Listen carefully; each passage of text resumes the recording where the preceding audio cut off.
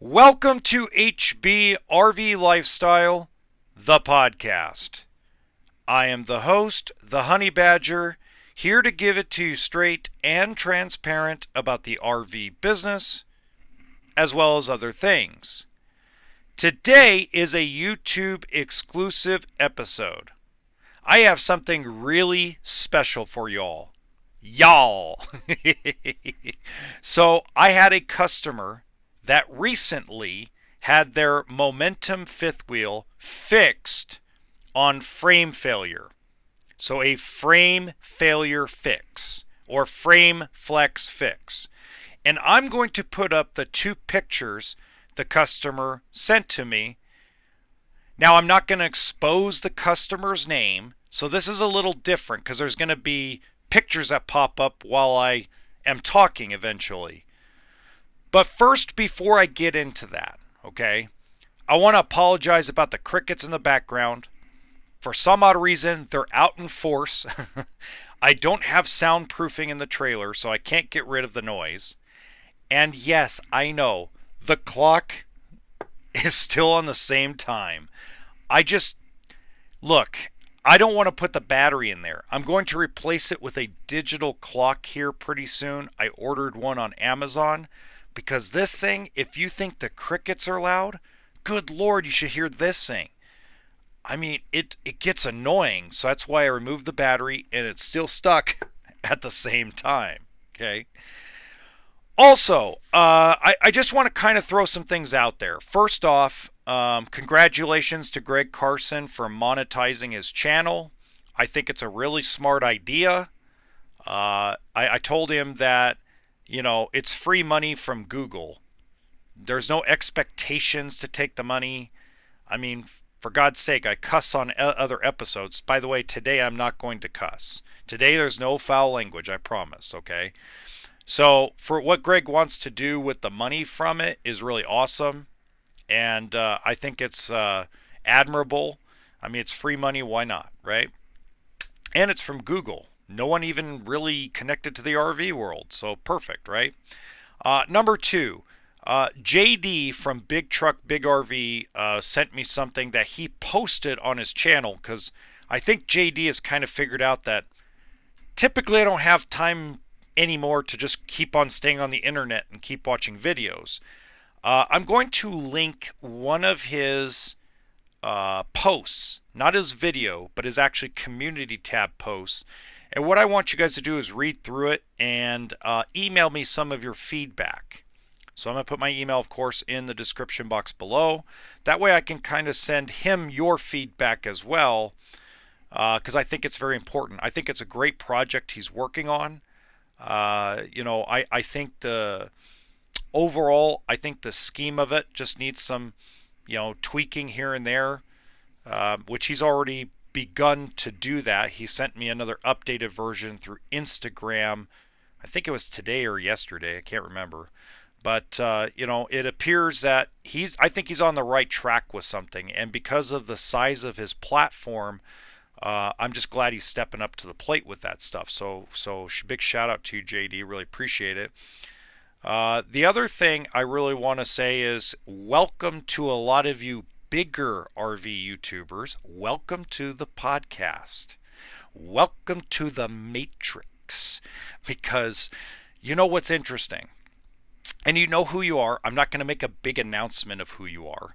But if you or any of your people are watching this right now, when you see, up until, oh God, we're in May. So up until 7 months ago, I had no idea half of this stuff about frame failure, frame flex, or anything of that nature. I had no idea it was even like as big of a problem as it is.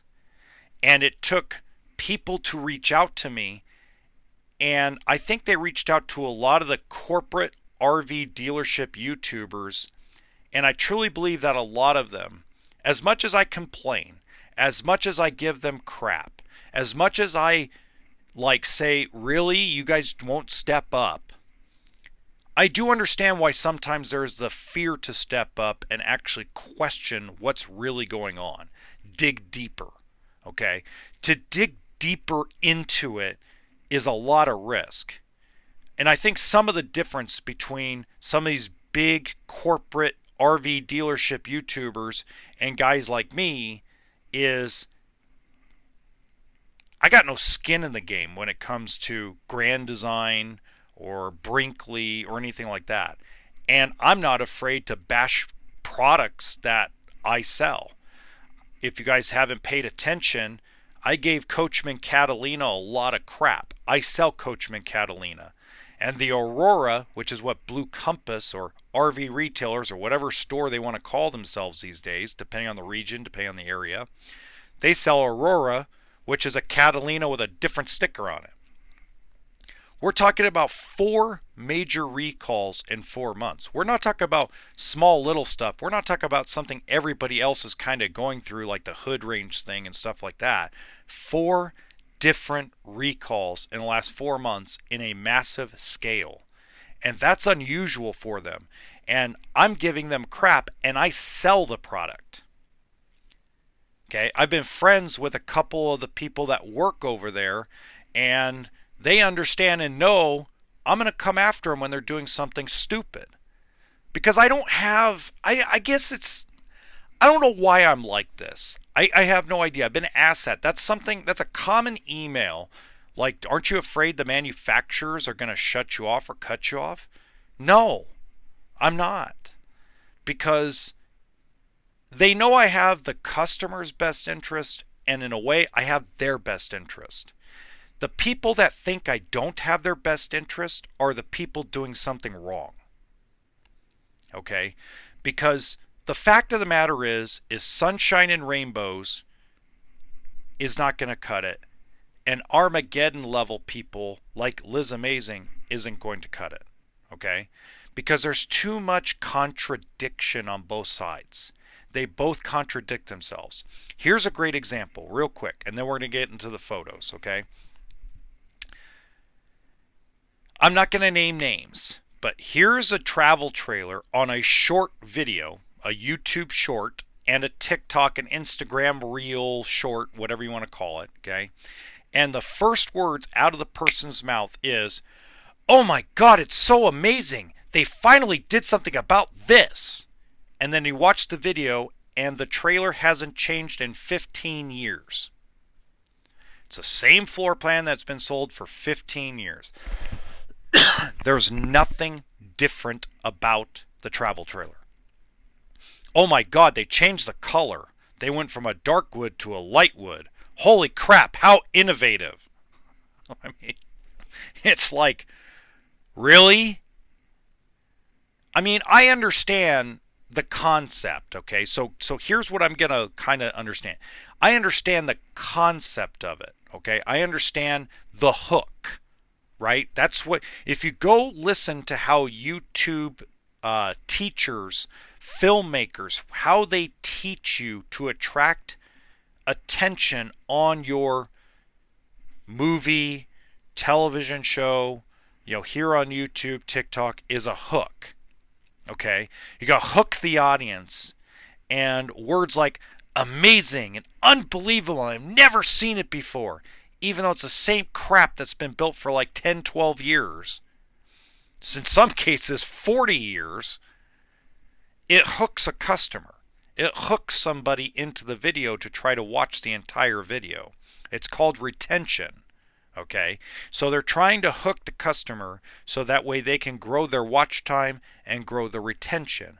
So I understand that from a YouTuber perspective. I don't have that. My hook is very simple. Like, this is what we're going to, on the podcast, is like, this is what we're going to talk about. But first, so I kind of trick you because that way you have to wait till the end. That's a key. That's the only trick I really have up my sleeve. You know what I mean? It's the only thing I got. Okay, and real quickly, look, I know a lot of you guys don't understand the Star Wars thing. I know a couple of you have reached out to me through email and phone calls and instant messages and said, we don't understand why you talked about Star Wars. I talked about Star Wars because sometimes we need a break from beating up the same subject over and over again, and I know a lot of you would like to know more about me. Okay, a lot of you reached out and asked me, like, Do I like fishing? Do I like camping? What do I RV in? And I'm like, you know what? It's best if I like give you guys a little segment of me and what I'm like.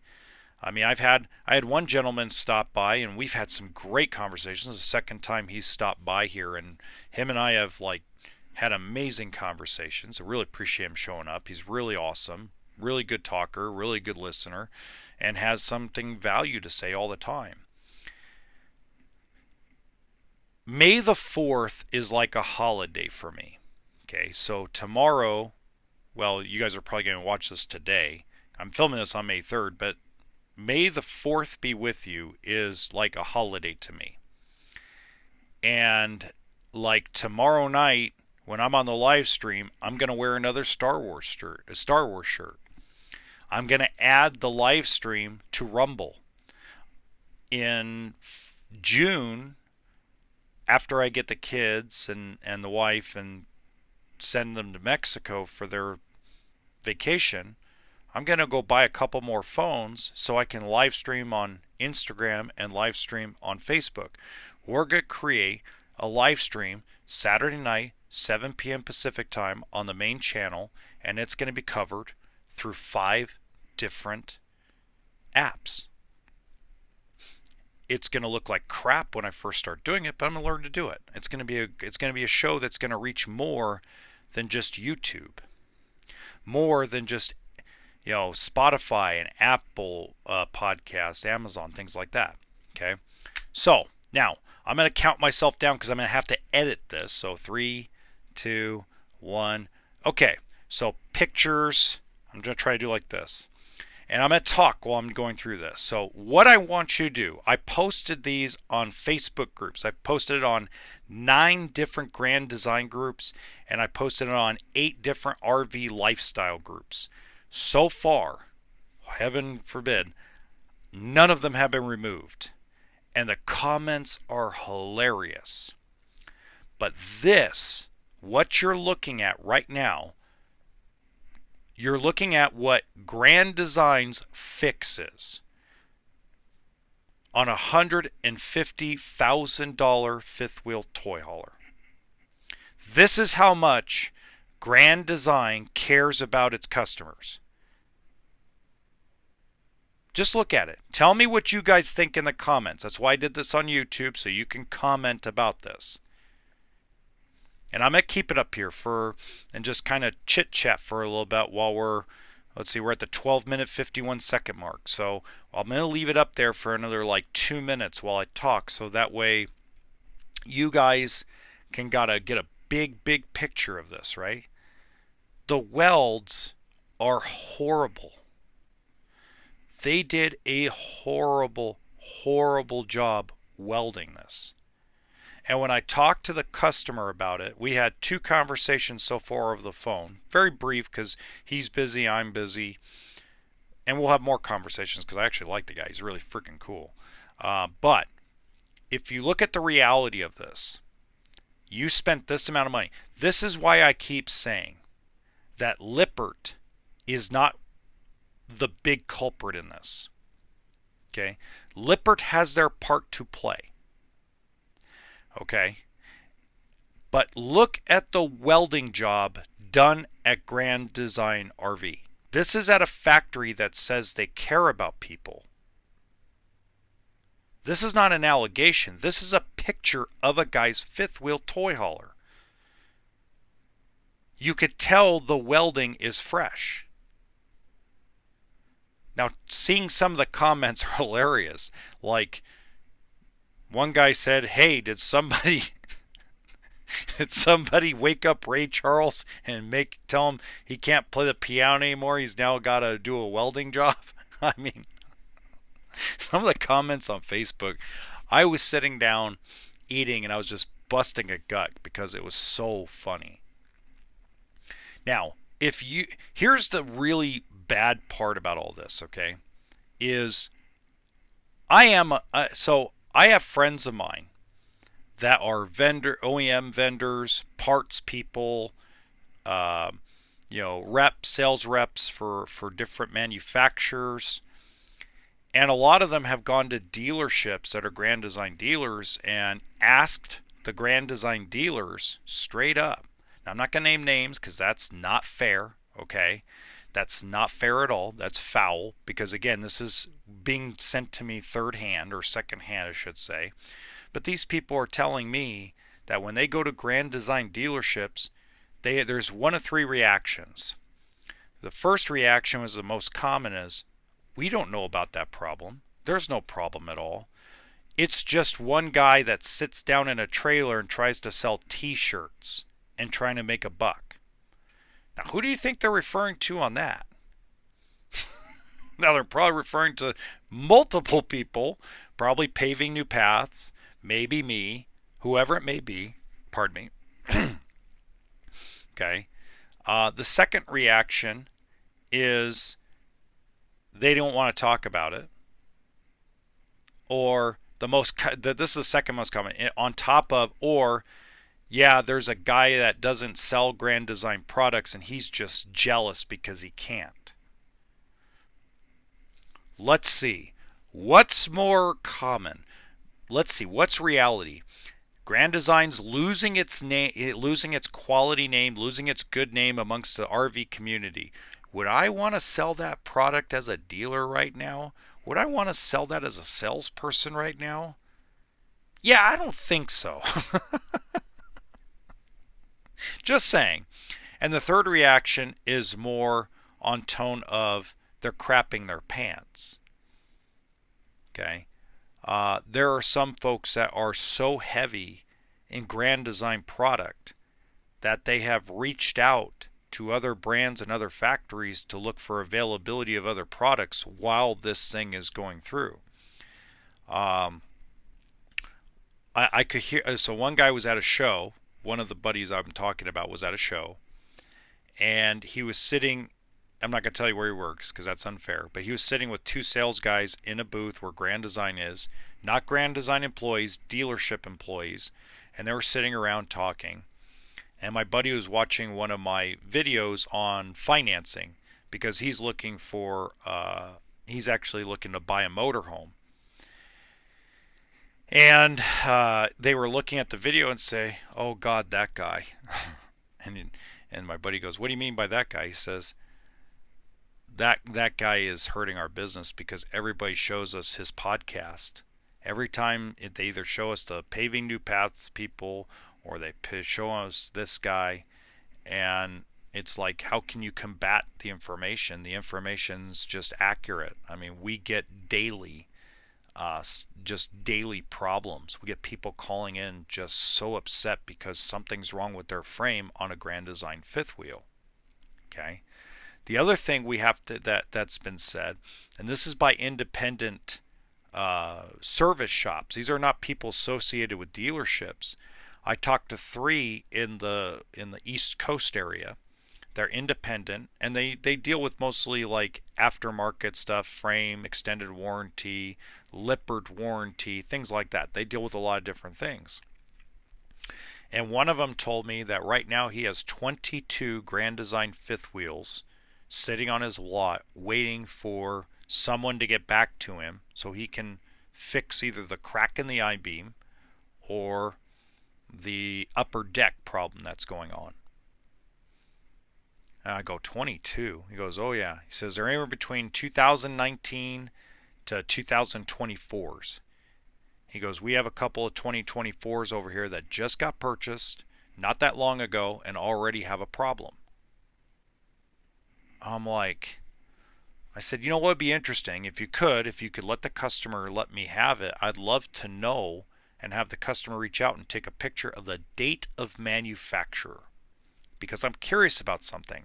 Because there's a lot of people out there saying that Grand Design has made changes for late model 2024, which basically to me is like anything built after February 28th. In this case, it's a leap year, so February 29th. So I'm wondering if everything they built last year, this is the curiosity factor that comes into my mind. What if they did figure out something? Because what I'm being told is that Grand Design raised their prices on dealerships on the newer stuff coming offline. So did they make a change that, and this is the question, this is the question mark, this is all information I've gathered the last 3-4 days. If it is true, because obviously I don't know their pricing because I've never had them, but if it's true that they raised their pricing on dealerships for everything that was built March 1st until now, does that mean they made a significant change, but the 2024s that were built from, let's say, July of 2023 to February of 2024, are they going to run into the same problems, which they already are starting to? Are they going to run into the same problems that all these others are?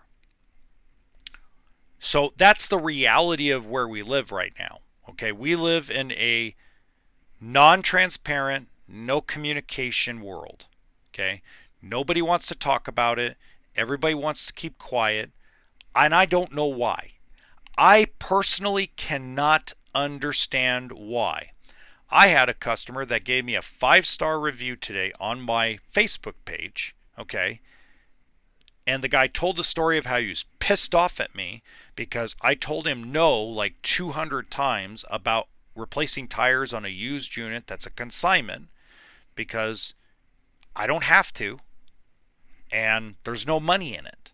So over and over and over again, the guy kept yelling at me. And finally, I got him and the customer that sold the motorhome through us, I got them together. They went and had a couple beers, come back, they decided to split the cost.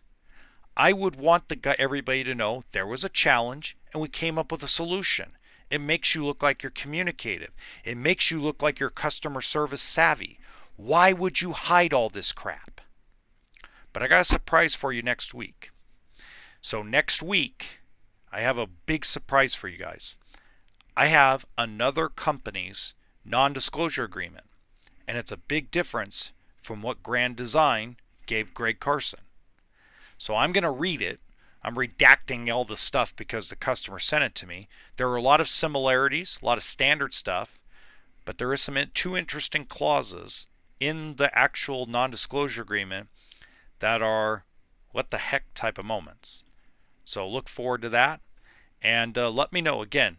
You know what? I'm going to ask you guys something. Please like and subscribe. I keep forgetting to say that. Subscribe to the podcast. Like the video if you enjoy the information. So that way YouTube gets a sign saying this video is helpful. Have a good one.